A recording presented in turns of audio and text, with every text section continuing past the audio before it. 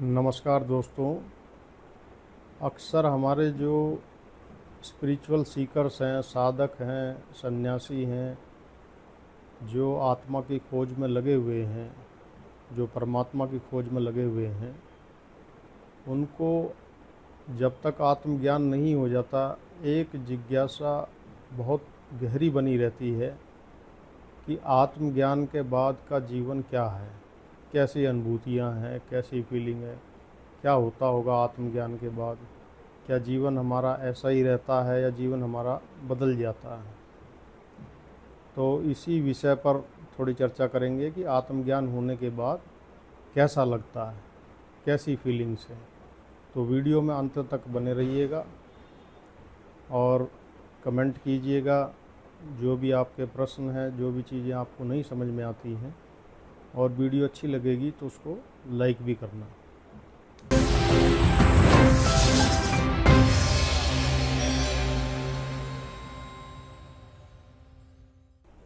जैसे हम अपना आसपास ये जो स्पेस देख रहे हैं, जो अपने से आप दूसरों के बीच, एक वस्तु से दूसरे वस्तु के बीच की जो आपको दूरी दिखाई दे रही है, जिस पे सामान्यतः हमारा ध्यान नहीं जाता है, इन चीज़ों पे हमारा ध्यान नहीं जाता है। जो स्पेस है हमारे आसपास, जो भी स्पेस है, जितना भी आकाश ये तत्व है, इस पे हमारा ध्यान वैसे नहीं जाता है।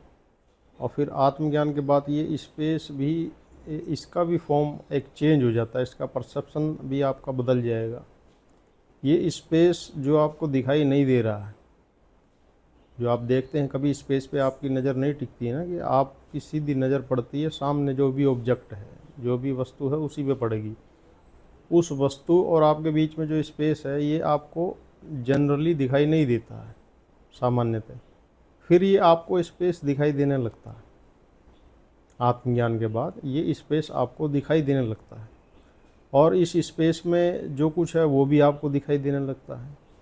और ये स्पेस आपको ऐसे जागृत महसूस होता है, जैसे कोई जिंदा इंसान हो। जैसे आपको किसी जिंदा इंसान की फीलिंग आती है ना किसी से मिलने पर, तो ऐसे ही इस स्पेस की भी फीलिंग आती है कि ये भी जागृत है, जिंदा है। मतलब आप इसे अनुभव कर रहे हैं, ये आपको अनुभव कर रहा है, और ये बड़ी प्रत्यक्ष फीलिंग होती है। ऐसा नहीं है कि ये कोई आपको इल्यूजन हो, हर समय होती है। हर समय इस स्पेस का आपको एहसास होता है। जैसे आप किसी के साथ बैठे हैं तो उसके साथ बैठने का, बातचीत करने का जो निरंतर आपको एहसास होता है ना, एक फीलिंग सी आती है कि भाई मैं इससे बात कर रहा हूँ, इससे बैठा हूँ, उसको ये एक्सप्रेशन अनुभव कर रहा हूँ, चेहरे पे उसके क्या हाव भाव आ रहे हैं, वो उसकी कौन सी बात वो झूठ कह रहा, सच कह रहा, कि जैसे आप अनुभव करते हैं ना एक सामान्य मनुष्य के साथ में, तो ऐसा ही आपको स्पेस के साथ में अनुभव होने लगता है। ये स्पेस आपका आसपास सब जागृत हो जाता है, क्योंकि ये आसपास भी जो स्पेस आपको दिखाई दे रहा है ना, ये भी चेतना है, ये आप ही की चेतना है, आप ही की कॉन्शियसनेस है। जो वैसे आपको शरीर के तल पर जो आपकी कॉन्शियसनेस है, जो फिजिकल कॉन्शियसनेस है, उस लेवल पर जब आप होते हैं तब ये चीज़ें आपको महसूस नहीं होती हैं। लेकिन आप जब इससे थोड़ा सा ऊपर ट्रांसेंड कर जाते हैं और जो ब्रह्मांड की जो कॉन्शियसनेस है, जब उसके साथ आप मिलते हैं, तब आपको ये चीज़ें अनुभव में आने लग जाती हैं। और ये कोई डरावनी फीलिंग नहीं है, मतलब बहुत ही सुखद अच्छी अनुभूति है ये। यानी कि आपको ये लगता है कि हर समय एक डिवाइन पावर आपके साथ है, एक डिवाइन ऊर्जा आपके साथ है, मतलब स्वयं परमात्मा आपके साथ है, ऐसी अनुभूति आपको हर समय होती है। ऐसा भी आपको लगता है कि आप उससे बिना बोले भी अगर बात करते हैं, मौन में भी रह के अगर कोई बात करते हैं, तो वो भी बातों के संवाद आपके होते हैं। कुल मिला के ये कहें कि आपका व्यक्तित्व लगभग समाप्ति हो जाता है, व्यक्तित्व नहीं रहता है, व्यक्ति वहाँ पर नहीं रहता है। उसके स्थान पर जो सुप्रीम कॉन्शियसनेस है, जो परम चैतन्य है, वो उस स्थान को, उस जगह पर को लेने लगता है। जो आपके अंदर एक व्यक्ति के हटने से जो स्पेस आया, उस स्पेस में वो परम चेतना आ जाती है। तो उसके आने से जो पहला अनुभव तो आपको यही होगा कि आपको जितने भी जो भी आप समझते आए हैं ना अभी तक, मतलब ये मान के चलिए कि जो भी आपको लगता आया कि अपने बारे में जो भी आप मानते आए हैं, हर व्यक्ति अपने को कुछ ना कुछ मानता ही है, चाहे उसे पता हो चाहे ना पता हो। तभी ऊंच नीच का ये भाव राग द्वेष के उसके अंदर पैदा होते हैं, तो ये मान्यता तो उसकी बिल्कुल समाप्त हो जाती है, सदा के लिए गिर जाती है। और ऐसा होने से ना उसके अंदर कोई चिंता नाम की चीज़ ही नहीं रहती है, मतलब कोई उसके अंदर डिप्रेशन नहीं, एंजाइटी नहीं, ऐसे कोई भी भाव उसके अंदर होते ही नहीं। अगर उसका कितना भी नुकसान हो जाए, कितना भी नुकसान हो जाए, बिल्कुल जीरो से माइनस भी हो जाए, तब भी उसको फ़र्क नहीं पड़ता है। और अगर कितना भी उसका फ़ायदा हो जाए, तब भी वो फ़ायदे में फ़र्क नहीं पड़ता है। यानी कि अब फ़र्क नहीं पड़ता का मतलब ये नहीं कि उसको कुछ होता नहीं, उसको क्या है कि हर एक स्थिति में उसको एक जॉय की फीलिंग होती है, जॉयनेस की फीलिंग उसके अंदर बनी ही रहती है, चाहे कुछ भी हो जाए, कितना नुकसान हो जाए तब भी उसकी खुशी कम नहीं होती है। और फ़ायदे में भी ये नहीं है कि उसको खुशी नहीं होती, खुशी तो होती है, लेकिन नुकसान से भी उसकी खुशी कम नहीं होती है। मेरा कहने का भाव यहाँ पर ये है। फिर क्या है कि जो शारीरिक कष्ट होते हैं, जैसे आदमी सोचेगा फिर हर समय खुशी है, तो शरीर के कष्ट होते ही नहीं। भाई शरीर में देखो, जहाँ कोई बीमारी है, कोई पीड़ा है, वो तो उसको अनुभव होगी, कहीं पेन हो रहा शरीर में वो भी अनुभव होगा, लेकिन वो ऐसे नहीं कि हाय तौबा करने लगे कि मर गया, ये हो गया, फलाना हो गया। बल्कि इस आत्मज्ञान से पहले उसको कई बार नियर डेथ एक्सपीरियंस हो जाते हैं, मतलब एक तरीके से बिल्कुल मृत्यु का ना साक्षात अनुभव हो जाता है कि मृत्यु के बाद क्या होता है, कैसे होता है, किस कहाँ उसकी आत्मा जाती, जीवात्मा, जो इस तरीके का उसे अनुभव क्लियर हो जाता है। तो जब वहाँ क्लियरिटी आ जाती है तो वहाँ कोई भय नहीं रहता। तो उसका शरीर अगर छूट भी जाए तो उसे, उसके प्राण उससे कांपते नहीं, वो बहुत सहज तरीके से भी शरीर को छोड़ सकता है। अपनी उसकी ये इच्छा भी नहीं रहती कि मैं शरीर को भी छोड़ दूँ या शरीर को रखूँ। क्यों? क्योंकि उसको ये जो फीलिंग है ना कि हर जगह परमात्मा है और वह स्वयं परमात्मा है, मतलब उससे अलग कोई परमात्मा नहीं है, ये शरीर भी उसी का, बाकी भी सब उसी का ही। तो यह जब कहते हैं ना कि कण कण में जर्रे जर्रे में परमात्मा है, तो जब जर्रे जर्रे में कण कण में परमात्मा है, तो इस दुनिया में परमात्मा दुखी कैसे हो सकता है? उसका दुखी होने का कोई मतलब नहीं है ना। तो इसीलिए वो संसार में रहेगा तो भी उतना ही अपना आप को सुखी अनुभव करेगा, और संसार में नहीं रहता तब भी उतना ही करेगा। यानी उसको फ़र्क ही नहीं पड़ता है कि संसार में वो रहे या ना रहे, उसके मज़े में कोई कमी नहीं है। लेकिन हमारा जो भी दृष्टिकोण होता है दूसरे के प्रति, वो हम उसके आव भाव देख के ही, उसके शरीर को चाल डाल रहन सहन देख के ही हम ये जज करते हैं कि ये आदमी कितना परेशान है और कितना सुखी है। जो अब यही तरीका है मतलब बेसिकली सबका यही तरीका है, जितने भी मनुष्य, वो उसका जो बाहर का आवरण दिखता है, जो उसका रूप दिखता है, उसी से वो सब जज करते हैं कि ये आदमी जीवन में कितना सुखी और दुखी है। और उससे आगे उसको हम जानते हैं उसके वैभव से कि इसके पास क्या है, कितना पैसा है, कितनी इसके पास वस्तुएं हैं, उसके हिसाब से ही हम जनरली ये आकलन लगाते हैं कि ये आदमी अपने जीवन में कितना संतुष्ट है, जबकि ऐसा नहीं है। आध्यात्मिक क्षेत्र में चीज़ें बिल्कुल उल्टी हैं, बिल्कुल उल्टी हो सकती हैं, इसके विपरीत। यानी कि उस पर अगर कुछ भी नहीं है, तन पर कपड़ा भी नहीं है, तो भी उसके आनंद में कोई कमी नहीं हो सकती। दरअसल में उसका फिर शरीर से इतना संबंध रह ही नहीं जाता। ये जो शरीर के लेवल की जो चेतना है, जिसको फिजिकल कॉन्शियसनेस कहते हैं, ये मतलब बहुत ही एक निचले स्तर की चेतना है। चेतना में भी कई स्तर की चेतना होती हैं, तो यह उनमें सबसे जो डाउन लेवल की चेतना है वो है। तो वहाँ पर आपको ये फीलिंग होगी जब आप इससे ऊपर दूसरी डायमेंशन में चेतना के जो नए नए आयाम है, और मैं 1 2 4 5 नहीं, बहुत हैं, वो भी अनंत हैं, तो उनमें जब आप चलते चले जाएंगे तो यहाँ से तो आप बहुत आगे निकल जाएंगे। ये अच्छे बुरे का तो ख्याल भी नहीं रहेगा आपको, वहाँ पे सिर्फ अपने ही होने का ख्याल होता है। सब जगह आदमी खुद ही को देखता है कि मेरे अलावा कुछ है नहीं। तो वहाँ पे जो आपका भाव है, उस भाव में जो परम सुख है, जो सुकून है, जो शांति है, ये शब्द बहुत छोटे हैं उसको बोलने के लिए, बताने के लिए, इनमें दम नहीं है इतना। पर फिर भी इसके अलावा कोई शब्द नहीं है तो इन्हीं में बोला जाएगा, या मैं इससे अलावा कोई नए शब्द भी लेके आऊँगा तो वो फिर आपको टच नहीं करेंगे, आप उसे समझ ही नहीं पाएंगे। तो इस लेवल का वो सुकून है, आप सोचिए। तो आत्मज्ञान के बाद सबसे पहला जो आपके मन में बदलाव आता है, ऐसा नहीं है कि आपका मन नहीं रहता है, आपका मन होता है, उसमें सभी चीज़ें सामान्य स्तर पर जो होती हैं वो वैसे ही होती हैं, शरीर में भी वैसे ही अनुभव होते हैं जो सामान्य स्तर पर होते हैं, पर जो उनमें सबसे ज़्यादा बदलाव आता है वह बदलाव ये आता है कि मन की स्थिति से आपकी स्थिति पे कोई प्रभाव नहीं पड़ता है। जैसे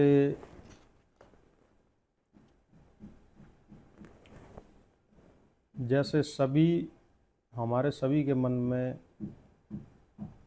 काम, क्रोध, लोभ, मोह, राग, द्वेष, ईर्ष्या, अहंकार, ये सभी चीज़ें होती हैं। तो अब इनमें से जो भी चीज़ें ज़्यादा प्रभावी होती हैं उनसे हमारा मन प्रभावित होता है।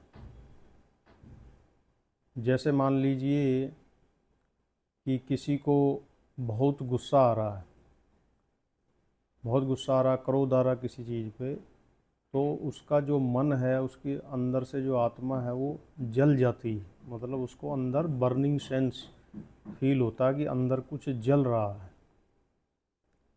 लेकिन ये आत्मज्ञान के बाद स्थिति नहीं रहती है। आत्मज्ञान के बाद ऐसा भी नहीं है कि किसी को क्रोध नहीं आता, गुस्सा नहीं आता, लेकिन अगर क्रोध भी आएगा तो क्रोध में भी उसको आनंद बना रहता है, क्रोध में भी उसको मज़ा आता है।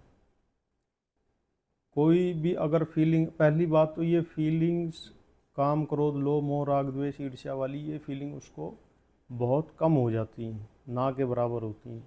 लेकिन अगर यदा कदा आता भी है तब भी उसको अंतरतम में उतना ही आनंद रहता जितना हर समय रहता।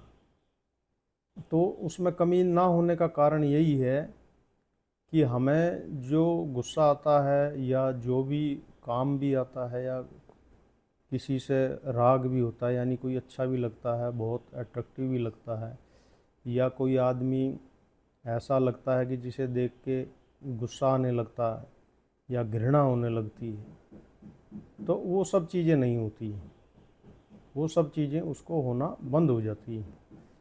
वो क्यों हो जाती हैं? क्योंकि हमें तो सामान्य स्तर पे तो ये अनुभव इसलिए होते हैं क्योंकि दूसरे व्यक्ति को हम अपने से अलग मानते हैं, जानते नहीं हैं कि वो अलग है भी या नहीं है, लेकिन उसको अपने से अलग लगने के कारण हमारे में अपने और उसके बीच में जो भेद है, जो अंतर है, उसके कारण से हमें ये सब चीज़ें होती हैं।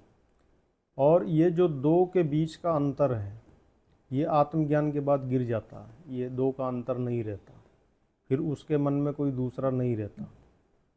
तो उसको सब कुछ जितना भी दिख रहा है सब कुछ क्या है, एक चैतन्य दिखता है, यानी सारा जो भी इसमें नेचर में भी दिखाई देता है या कहीं भी संसार में, दुनिया में, समाज में जो भी उसको कुछ दिखता है उसमें सब चैतन्य दिखाई देता है उसको।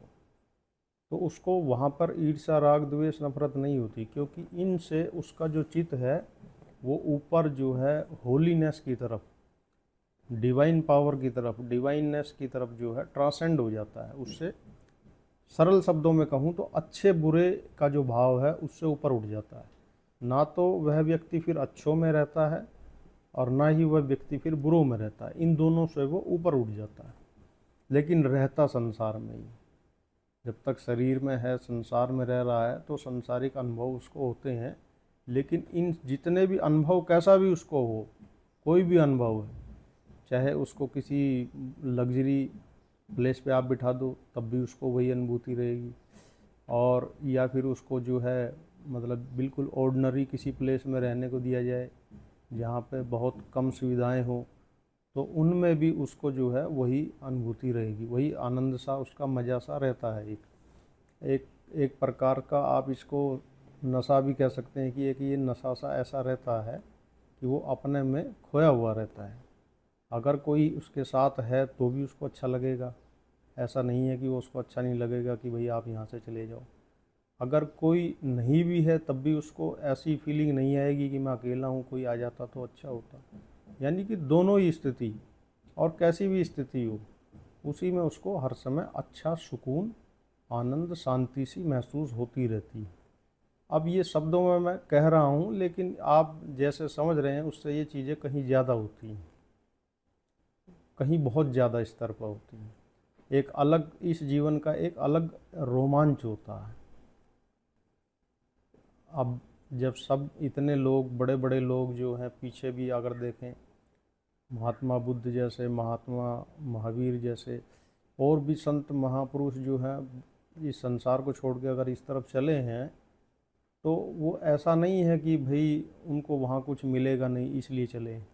यानी कि उनको ये सुख जो संसार में मिल रहे हैं, ये वाले सुख उस सुख के आगे बहुत छोटे दिखाई दिए, इसीलिए वो उसकी तरफ चले।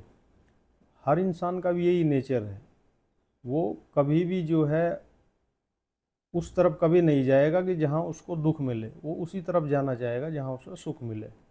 यानी कि अगर आप किसी भी पद पर भी हैं, अपनी अगर नौकरी भी कर रहे हैं या बिजनेस भी कर रहे हैं, तो आप अपना बिजनेस या नौकरी में घटना नहीं चाहेंगे, आगे ही बढ़ना चाहेंगे कि मेरा प्रमोशन ही होता रहे। तो ठीक ऐसे ही इसमें आध्यात्मिक जीवन में भी है।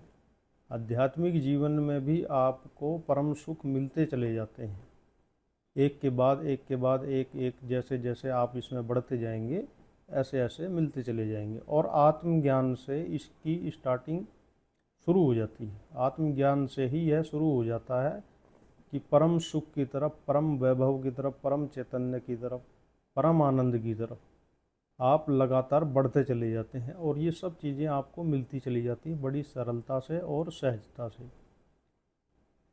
इसीलिए जिन लोगों को इसका थोड़ा सा भी अगर आनंद मिल जाता है, थोड़ा सा भी अगर एक झलक मिल जाती है, तो वो फिर इसकी तरफ स्वयं अपना आप ही आकर्षित होते चले जाते हैं। फिर उनको इसमें पुश नहीं करना पड़ता, कोई प्रलोभन नहीं देना पड़ता, क्योंकि वो झलक ही अपना आप में इतनी सफिशेंट होती है कि उस आदमी को अपनी ओर खींचने लगती है। अपने अंदर में वह आदमी खींचने लगता है, और उसके अंदर में ये सब चीज़ें हैं जो उसने अभी तक एक्सप्लोर नहीं की, जिनकी मैं बातें कर रहा हूँ। तो इसीलिए ये लोग थोड़ा सा एकांत प्रिय हो जाते हैं। मतलब जब तक उनको आत्मज्ञान नहीं होगा, तो जब तक तो वो एकांत प्रिय हो ही जाएंगी। और अक्सर ये जो छोटी मोटी बातें हमारे दिल में आती रहती हैं कि मेरे बारे में कोई क्या सोच रहा होगा, मैंने अगर ऐसा किया तो वो क्या सोचेगा, ऐसा किया तो वो क्या सोचेगा।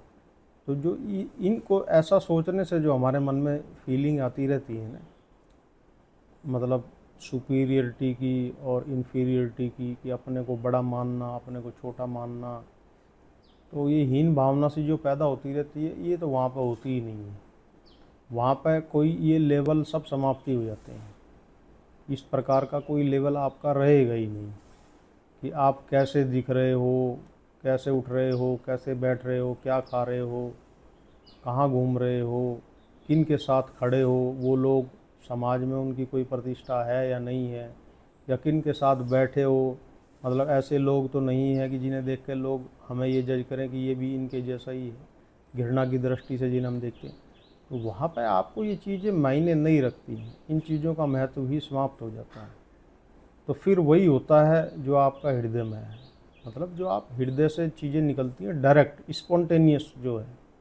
वहाँ सोच विचार नाम की चीज़ ही नहीं है। जब मैं आपको बोलता हूँ कि ये चिंता जो आप कह रहे हैं कि मेरे को ये चिंता होती है इस चीज़ की, कोई मेरे बारे में क्या सोचता है, मेरे मन में डर लगता है, या कोई लोभ आ रहा है, या कोई लालच आ रहा है, तो ये जो फीलिंग है ये सब हट जाती है, इनका कोई मतलब नहीं है, वहाँ पे कोई स्थान नहीं है। तो एक चेतनता का अनुभव बनता है कि सब जगह चैतन्य है। जो स्पेस है, ये स्पेस भी जागृत नज़र आने लगता है, सब जिंदा, सब चीज़ें जिंदा नज़र आती हैं।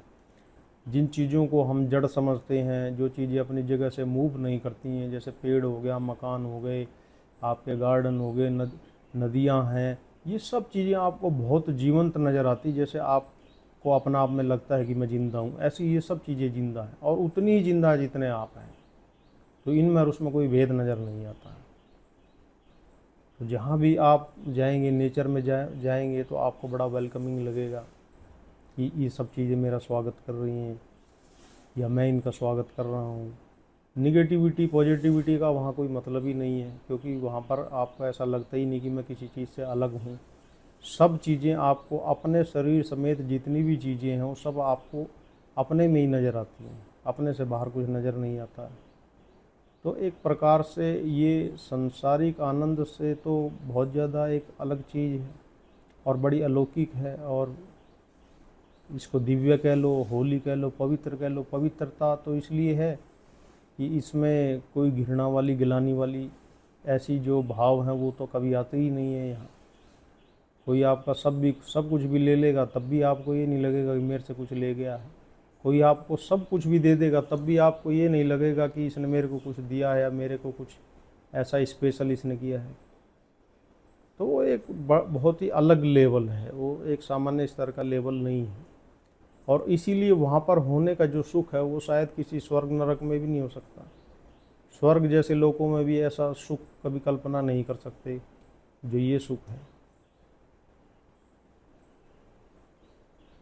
तो ये कुछ मैं आपसे बातें आत्मज्ञान के बाद जो अनुभव होते हैं उस जिज्ञासा के संबंध में मैंने आपके सामने रखे हैं।